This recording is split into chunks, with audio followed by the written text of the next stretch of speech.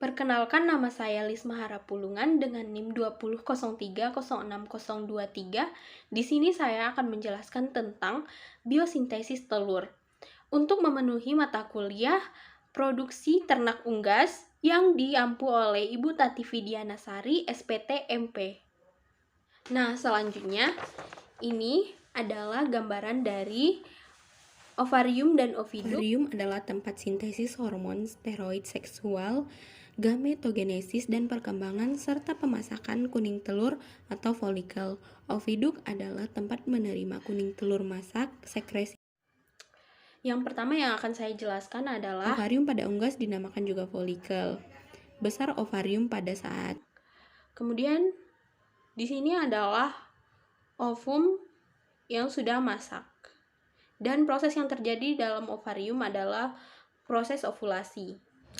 Kemudian di bawah dari ovarium ada namanya infundibulum. Infundibulum berfungsi untuk menangkap dan menelan ovum atau yolk yang masak sehingga yolk akan masuk ke dalam oviduk. Setelah ovulasi, yolk akan jatuh ke dalam kantong ovarium atau rongga tubuh, kemudian diambil oleh infundibulum ini. Yolk berada di bagian ini berkisar 15-20 menit, kemudian didorong melalui ke bagian selanjutnya dengan kontraksi oviduk. Nah, dari infundibulum melewati leher infundibulum menuju ke magnum. Magnum bagian yang terpanjang dari oviduk, yaitu sekitar 33 cm. Magnum tersusun dari glandula tubular yang sangat sensibel.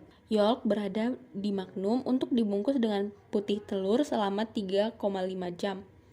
Albumen terdiri dari 4 lapisan, yaitu chalazea atau tali penggantung kuning telur, yaitu 25%, putih kental 57%, putih telur encer dalam 17,3%, dan putih telur encer bagian luar 23%.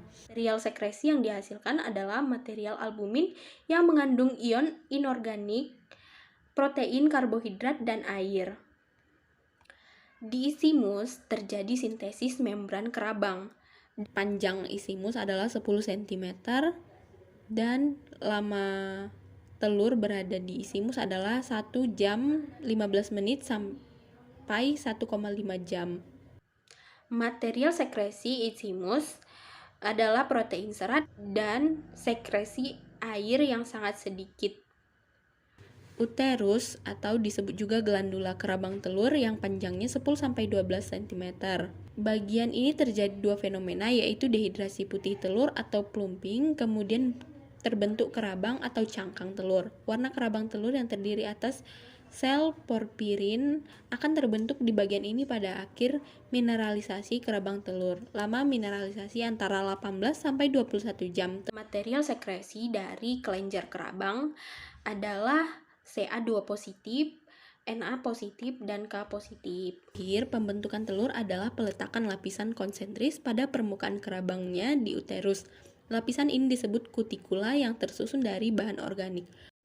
Vagina. Pada bagian ini hampir tidak ada sekresi dalam pembentukan telur, kecuali pembentukan kutikula. Telur melewati vagina dengan cepat, yaitu sekitar 3 menit, kemudian dikeluarkan atau oviposition, dan 30 menit setelah penelusuran akan kembali terjadi ovulasi. Selanjutnya di sini adalah kloaka, tempat keluarnya telur. Pada bagian kloaka, merupakan bagian paling ujung luar dari induk tempat dikeluarkannya telur. Total waktu untuk pembentukan sebutir telur adalah 25-26 jam. Ini salah satu penyebab mengapa ayam tidak mampu bertelur lebih dari 1 butir per hari. Di samping itu, saluran reproduksi ayam betina bersifat tunggal, artinya oviduk bagian kiri yang mampu berkembang. Padahal ketika ada benda asing seperti yolk dan segumpal darah, ovulasi tidak dapat terjadi. Proses pengeluaran telur diatur oleh hormon oksitosin dari kelenjar pituitaria bagian belakang.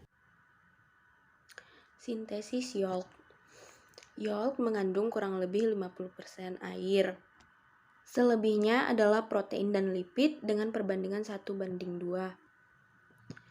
Lipid dalam yolk berbentuk lipoprotein. Sintesis komponen-komponen yolk berlangsung di hati di bawah koordinasi hormon-hormon gonadotropin dan steroid. Beberapa hasil penelitian menunjukkan bahwa kenaikan level FSH atau follicle stimulating hormone terjadi pada ayam domestik saat menjelang masa pertumbuhan folikel, yaitu sekitar 15 jam sebelum ovulasi. Peningkatan level FSH ini terjadi secara simultan dengan meningkatnya pengikatan FSH pada jaringan ovarium. Kolesterol merupakan prekursor utama sintesis hormon-hormon steroid. Kemudian sintesis albumin. Protein albumin terdiri dari ovalbumin, ovatransferin, ovomucin, ovoglobulins, lisosim, dan alfa dan beta ovomucin. Terdapat juga protein dengan level yang sangat kecil. Hormon-hormon protein sangat penting bagi sintesis protein pada sel-sel oviduk. Estrogen memiliki efek pada sintesis protein dalam beberapa jalur sintesis. Penelitian lain menunjukkan bahwa efek estrogen dapat berupa oksigen dan sintesis mRNA. Penelitian yang lebih general menunjukkan bahwa estrogen memiliki peranan penting dalam meningkatkan sintesis DNA dan RNA. Selanjutnya adalah mekanisme kerja estrogen pada sel target oviduk ayam. Estrogen larut dalam lipida melalui membran sel, kemudian diikat oleh reseptor estrogen. Estrogen reseptornya membentuk menjadi S5.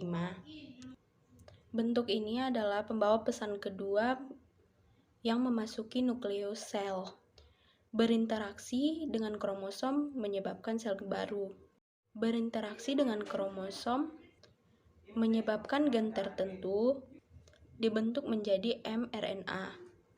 mRNA meninggalkan nukleus menuju ribosom untuk ditranslasi menjadi protein yang spesifik seperti albumin. Yang terakhir adalah sintesis kerabang. Vitamin D memberikan peranan penting dalam regulasi metabolisme kalsium melalui pengaktifan metabolit 1,25 sampai dihidroksivitamin D3, konversi ke dalam 1-hidroksilatin 25-hidroksivitamin D3 ini terjadi di dalam ginjal. Beberapa peneliti melaporkan bahwa hormon steroid dan prolaktin terlibat dalam kontrol aktivitas 25-OHD3 1-hidroksilase pada ayam dan puyuh. Aktivitas renal 25-hidroksin D3 1-hidroksilase meningkatkan secara periodik hanya ketika dalam fase bertelur, yang ditandai dengan meningkatnya total kalsium plasma.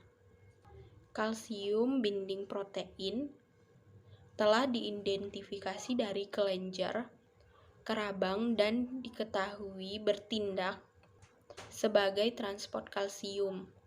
Sintesis CABP oleh kelenjar kerabang dikontrol oleh kehadiran vitamin D3 dan hormon steroid, yaitu estrogen dan progesteron.